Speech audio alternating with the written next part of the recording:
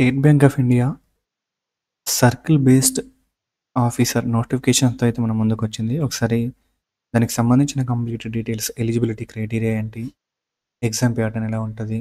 ఇవన్నీ డీటెయిల్స్ కూడా మనం ఇందులో తెలుసుకుందాం.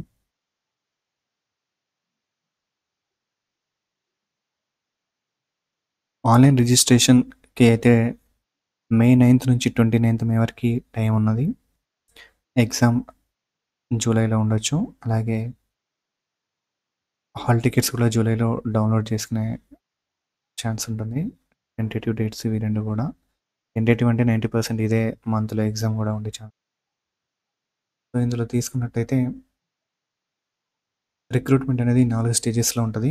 Online examination, screening, interview and local language proficiency test ద్వారా అయితే క్యాండిడేట్స్‌ని సెలెక్ట్ చేసుకుంటారు. ఇక్కడ మన తెలుగు స్టేట్స్‌లో వేకెన్సీస్ తీసుకుంటే ఆంధ్రప్రదేశ్‌లో టోటల్‌గా 180 పోస్ట్స్ అయితే ఉన్నాయి. ఇక్కడ కేటగిరీ వైస్‌గా కూడా మనం చూసుకోవచ్చు. ఎస్సీకి 27, ST 13, OBC 48, EWS 18 and general కేటగిరీలో 74 పోస్ట్, టోటల్‌గా 180 పోస్ట్స్ ఉన్నాయి. తెలంగాణలో తీసుకుంటే హైదరాబాద్‌లో టోటల్‌గా 230 పోస్ట్స్ ఉన్నాయి. ఇక్కడ కేటగిరీ వైస్‌గా కూడా చూడొచ్చు మనం.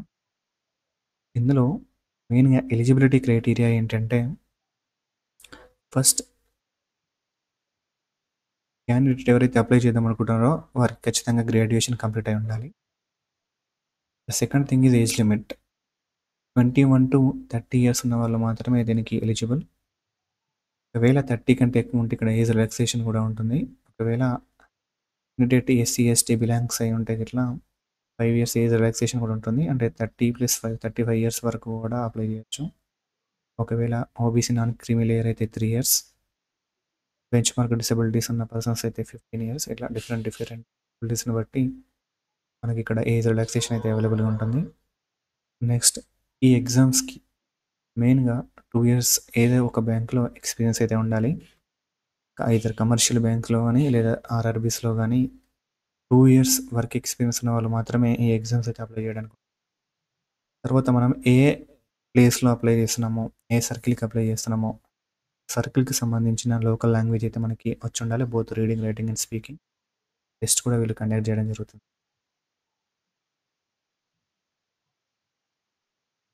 నెక్స్ట్ ఎగ్జామినేషన్ ప్యాటర్న్ తీసుకుంటే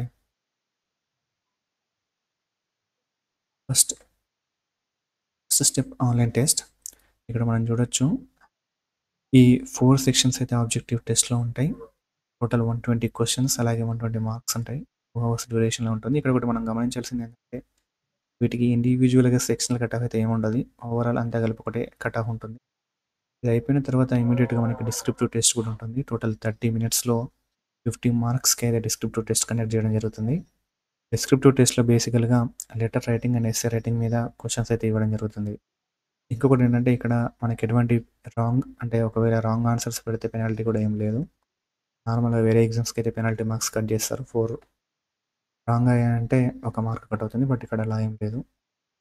ఆబ్జెక్టివ్ టెస్ట్‌లో ప్లస్ డిస్క్రిప్టివ్ టెస్ట్‌లో ఎవరైతే క్లియర్ చేస్తారో వాళ్ళకి నెక్స్ట్ స్క్రీనింగ్ టెస్ట్‌కి అయితే వెళ్ళడం జరుగుతుంది. ఇక్కడ ఏం చేస్తారంటే వాళ్ళ అప్లికేషన్స్‌ని అలాగే డాక్యుమెంట్స్‌ని, ఎలిజిబిలిటీ క్రైటీరియాని స్క్రూటినీ చేయడం జరుగుతుంది. తర్వాత ఈ 2 క్వాలిఫై అయిన తర్వాత ఇంటర్వ్యూ స్టేజ్‌కి సెలెక్టెడ్ క్యాండిడేట్స్‌ని అయితే పిలుస్తారు. ఇంటర్వ్యూ అనేది టోటల్ 50 మార్క్స్‌కి ఉంటుంది. ఇందులో మినిమమ్ క్వాలిఫైయింగ్ మార్క్స్ ఇస్తే సరిపోతుంది. తర్వాత ఫైనల్ సెలక్షన్స్. ఫైనల్ సెలక్షన్‌లో ఎవరైతే ఆన్‌లైన్ టెస్ట్ అండ్ ఇంటర్వ్యూ సెపరేట్‌గా క్లియర్ చేశారో వాళ్ళు ఎస్‌బీఐ వాళ్ళు ఫైనల్ మెరిట్ లిస్ట్ అయితే ఒకటి ప్రిపేర్ చేస్తారు. అందులో మన నంబర్ ఉన్నదంటే మనం సెలెక్ట్ అయినట్టుగానే. దీని తర్వాత ప్రొఫిషియన్సీ టెస్ట్ అనేది కండక్ట్ చేస్తారు. ఇందులో రీడింగ్, స్పీకింగ్ అండ్ రైటింగ్ ఇవి మూడిటినైతే వాళ్ళు టెస్ట్ చేయడం జరుగుతుంది. ఫైనల్ రిజల్ట్‌ని అయితే వాళ్ళు వీడియో ద్వారా మనకి ప్రొవైడ్ చేస్తారు.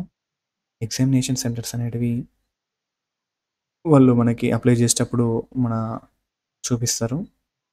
నెక్స్ట్ సాలరీ స్ట్రక్చర్స్ తీసుకుంటే బేసిక్ పే అయితే 48,480 ఉంది. దీనికి అడిషనల్‌గా మనకి DA, HRA, lease, rentals, CCA, PF ఇవన్నీ కూడా కలిపి దగ్గర దగ్గర 80,000 వరకు అయితే వస్తుంది.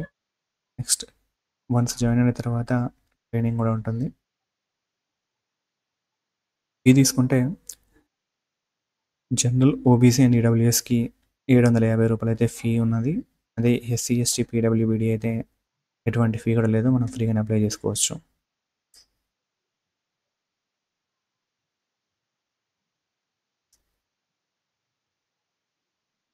ఇక్కడ మనం ఎగ్జామినేషన్ సెంటర్స్ చూడొచ్చు. ఆంధ్రప్రదేశ్లో అయితే అనంతపురం, గుంటూరు, విజయవాడ, కర్నూలు, రాజమండ్రి, శ్రీకాకుళం, విశాఖపట్నం, విజయనగరంలో అయితే ఆన్లైన్ ఎగ్జామ్ రాయడానికి సెంటర్స్ ఉన్నాయి. అదే మనం తెలంగాణలో కనుక తీసుకున్నట్టయితే చూడొచ్చు. హైదరాబాద్, కరీంనగర్, ఖమ్మం అండ్ వరంగల్లో అయితే సెంటర్స్ ఉన్నాయి.